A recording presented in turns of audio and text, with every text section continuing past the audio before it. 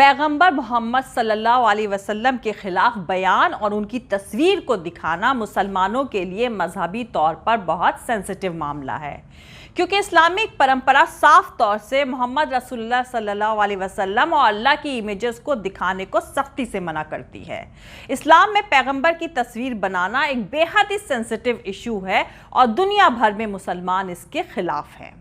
इसके बावजूद पिछले कुछ सालों से फ्रांस में पैगंबर मोहम्मद सल्लल्लाहु अलैहि वसल्लम का कार्टून बनाने का बेहुदा तमाशा फ्रीडम ऑफ एक्सप्रेशन के नाम पर जारी है। लेकिन अब फ्रांस में पैगंबर मोहम्मद मुस्तफ़ा सल्लल्लाहु अलैहि वसल्लम के कार्टून दिखाने को फ्रीडम ऑफ एक्सप्रेशन से जोड़ने के मुद्दे ने तूल पकड़ लिया है और यह मामला अब फ्रांस की सरहद तक सीमित नहीं रह गया है। कई मुस्लिम मुल्कों ने इस पर एकजुट होकर इसे इस्लामोफोबिया से जोड़ा है और पेरिस के खिलाफ जबरदस्त विरोध किया है।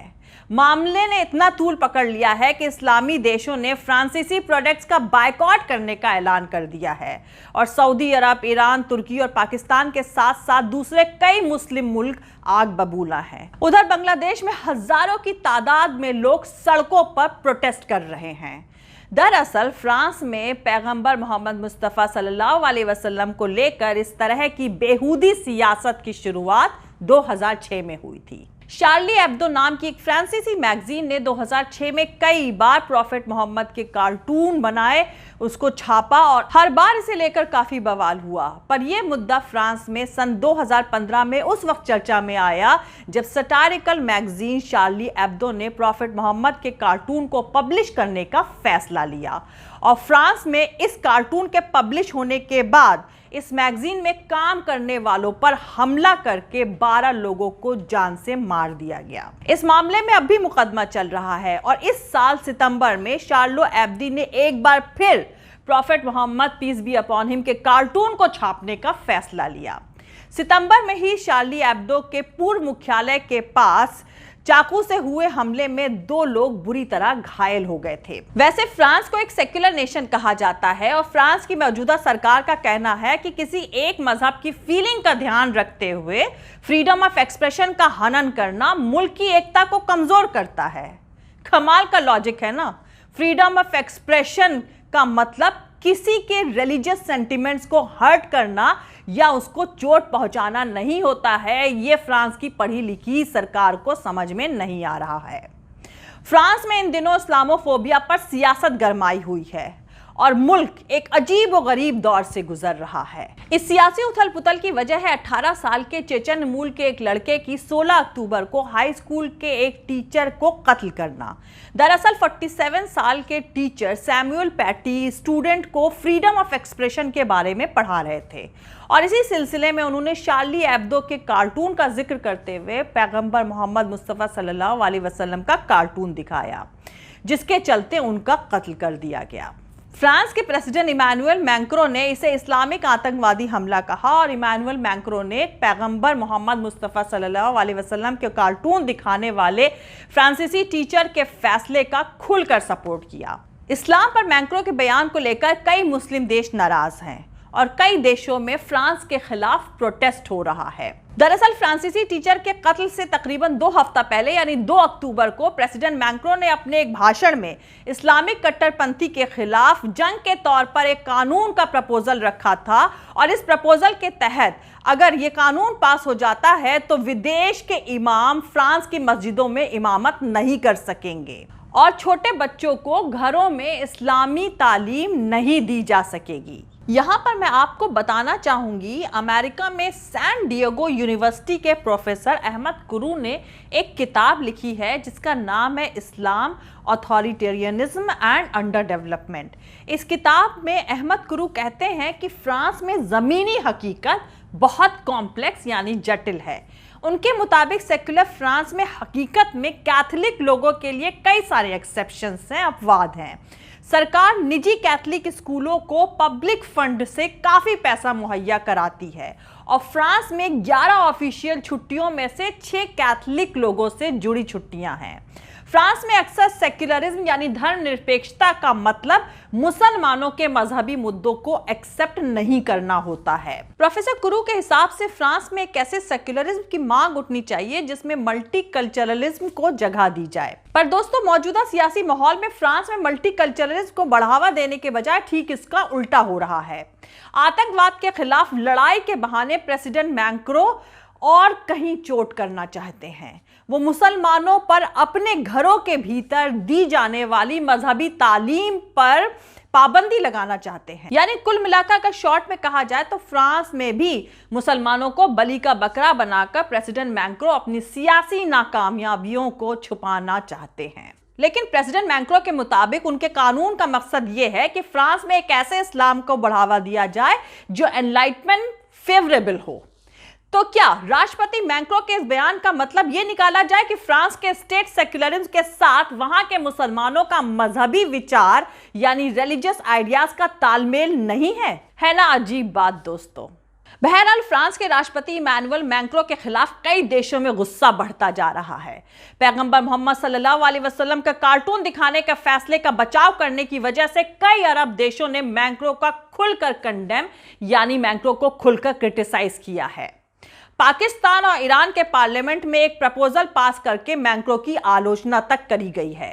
पाकिस्तान के पार्लियामेंट में तो फ्रांस से अपना एम्बेसडर वापस बुलाने की मांग तक करी गई है, जबकि ईरान के पार्लियामेंट का कहना है कि फ्रीडम ऑफ एक्सप्रेशन यानी अभिव्यक्ति की आजादी के नाम पर पैगंबर मोहम्मद सल्लल्लाहु अलैहि वसल्लम का अपमान फ्रांसीसी सरकार के रुख पर सवाल उठाता है। दूसरी तरफ टर्की के प्रेसिडेंट रेसेप तैयब अर्दोगान ने इस्लाम पर फ्रांस के रुख का विरोध करते हुए लोगों से फ्रांसीसी प्रोडक्ट्स ना खरीदने की अपील करी है। टीवी पर दिए गए अपने बयान में उन्होंने कहा कि अगर फ्रांस में मुसलमानों का दमन होता है तो दुनिया भर के नेता मुसलमानों की हिफाजत के लिए आगे आए। अर्दोगान ने फ्रांसीसी लेबल वाले सामानों को न खरीदने की अपील करते हुए कहा कि फ्रांस में मुसलमानों के खिलाफ ऐसा ही अभियान चलाया जा रहा है जैसे सेकेंड वर्ल्ड वॉर से पहले यहूदियों के खिलाफ चलाया गया था। अर्दोगान ने कहा कि यूरोपियन देशों के नेताओं को फ्रांस के राष्ट्रपति से कहना चाहिए कि वो अपना नफरत भरा अभियान बंद करें। इससे पहले तैयब अर्दोगान ने मैक्रों पर निशाना साधते हुए कहा था कि उनके मेंटल हेल्थ की जांच होनी चाहिए। तैयब अर्दोगान के बयान के बाद फ्रांस ने टर्की से अपने एम्बेसडर को बुलाकर सलाह मशवरा किया है। वहीं ईरानी संसद की ओर से जारी बयान में कहा गया है कि फ्रांस के प्रेसिडेंट मैक्रों की कोशिश एक बड़ी प्लानिंग का हिस्सा है और मैक्रों फ्रांस के लोगों में इस्लाम की तरफ बढ़ते हुए अट्रैक्शन को रोकना चाहते हैं। बयान में यह भी कहा गया है कि मैक्रों अपनी इस कोशिश में कामयाब नहीं होंगे और मुस्लिम मुल्क इस्लाम और पैगंबर मोहम्मद मुस्तफा सल्लल्लाहु अलैहि वसल्लम के अपमान के खिलाफ खड़े होंगे। ईरान के विदेश मंत्रालय ने भी फ्रांसीसी डिप्लोमेट को बुलाकर मैक्रों के बयान के खिलाफ अपना विरोध दर्ज कराया है। वहीं दूसरी तरफ पाकिस्तान की संसद ने भी एक प्रपोजल पास करके मांग करी है कि इमरान खान सरकार फ्रांस में मौजूद अपने एम्बेसडर को वापस बुला ले। पाकिस्तान की पार्लियामेंट में पैगंबर मोहम्मद मुस्तफा सल्लल्लाहु अलैहि वसल्लम के कार्टून को लेकर प्रेसिडेंट मैक्रों की आलोचना करी गई है और उस पर इस्लाम को लेकर नफरत फैलाने का इल्जाम भी लगाया गया है। इसी बीच पाकिस्तान ने इस्लामाबाद में फ्रांसीसी राजदूत को बुलाकर सरकार की तरफ से अपना विरोध भी दर्ज कराया है। पाकिस्तान की नेशनल असेंबली ने अपने प्रपोजल में सरकार से यह भी अपील करी है कि वो दूसरे मुस्लिम मुल्कों से फ्रांसीसी सामान को बायकॉट करने के लिए कहें, जबकि इन सब बातों से एक दिन पहले ही इमरान खान ने मैक्रों पर इल्जाम लगाया था कि वो इस्लाम की क्लियर समझ के बिना ही इस्लाम पर हमला बोल रहे हैं। उन्होंने अपने एक ट्वीट में लिखा था, राष्ट्रपति मैक्रों ने यूरोप और दुनिया भर के लाखों मुसलमानों की फीलिंग्स पर हमला किया है और उन्हें चोट पहुंचाई है। इमरान खान ने फेसबुक के प्रमुख मार्क जुकरबर्ग को खत लिखकर अपने सोशल मीडिया प्लेटफॉर्म से इस्लाम के खिलाफ मौजूद कंटेंट को हटाने और इस तरह के नफरती कंटेंट की पोस्टिंग पर बैन लगाने की अपील भी करी थी। वहीं जॉर्डन, कतर और कुवैत जैसे देशों में फ्रांसीसी प्रोडक्ट्स को दुकानों और हाइपरमार्केट से हटाया जा रहा है। जॉर्डन, कतर और कुवैत के कुछ सुपरमार्केट से फ्रांस के सामान हटा दिए गए हैं। मिसाल के तौर पर फ्रांस में बने हेयर और ब्यूटी ब्यूटी प्रोडक्ट्स दुकानों में अब नहीं दिख रहे हैं। कुवैत में एक बड़े रिटेल यूनियन ने फ्रांस के सामानों का बायकॉट करने का हुक्म जारी किया है। सऊदी अरब के व्यापारियों की सबसे बड़ी ऑर्गेनाइजेशन ने फ्रांसीसी प्रोडक्ट्स के बायकॉट को सपोर्ट किया है। इससे पहले सऊदी अरब में सोशल मीडिया के जरिए फ्रांसीसी प्रोडक्ट्स को बायकॉट करने की मुहिम चलाई जा रही थी। अरब दुनिया की सबसे बड़ी इकोनॉमी सऊदी अरब में फ्रांस के सुपरमार्केट चेन कैरिफोर को बायकॉट करने की मांग वाला हैशटैग दूसरे नंबर पर ट्रेंड कर रहा था। इसके अलावा बांग्लादेश, इराक, लीबिया और सीरिया में भी फ्रांस के खिलाफ प्रोटेस्ट हो रहे हैं। मंगलवार को बांग्लादेश की राजधानी ढाका में भी हजारों की तादाद में लोग सड़कों पर निकले। समाचार एजेंसी AFP के मुताबिक हजारों लोगों ने फ्रांस के सामानों का बायकॉट करने की मांग करी और फ्रांस के प्रेसिडेंट मैक्रों का पुतला जलाया। सैमुअल पेंट्री की मौत के बाद मैक्रों ने कहा था कि वो कट्टरवादी इस्लाम से सख्ती से निपटेंगे और देश की सेक्युलरिज्म की हिफाजत करेंगे।